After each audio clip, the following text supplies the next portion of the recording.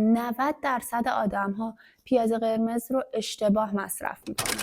من دیده یزدانی هستم، متخصص تغذیه و رژیم درمانی.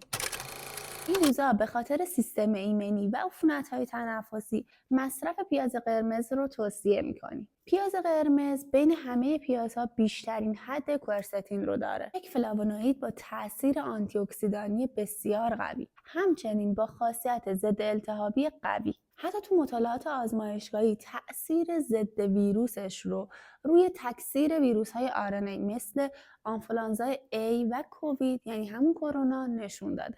وقتی ما پیاز قرمز رو توی آب جوش میجوشونیم تقریباً 70 تا 80% رو از دست میدیم. همچنین سولفور موجود تو پیاز رو هم از بین میبریم. سولفور پیاز یک نقش خلط آوری داره و در واقع رقیق کننده خلط هست. اگه پیاز قرمز رو به درستی مصرف کنیم یعنی اینکه خوردش کنیم، خام بخوریم، با کمی روغن زیتون روی سالادمون استفاده کنیم، یا اینکه اگه میخوایم تفت بدیم یه تفت خیلی کوچیکی با روغن زیتون بدیم، یا اینکه در نهایت فقط 5 دقیقه اون رو دم کنی، میتونه به کاهش علائم بیماری ما کمک کنه و از شدت بیماری کم میکنه و یک تأثیر کمک درمانی خیلی خوبی برای ما داره. ویدیو خوشت اومده و به دردت خورده لطفا منو سابسکرایب کن و لایک یادت نره.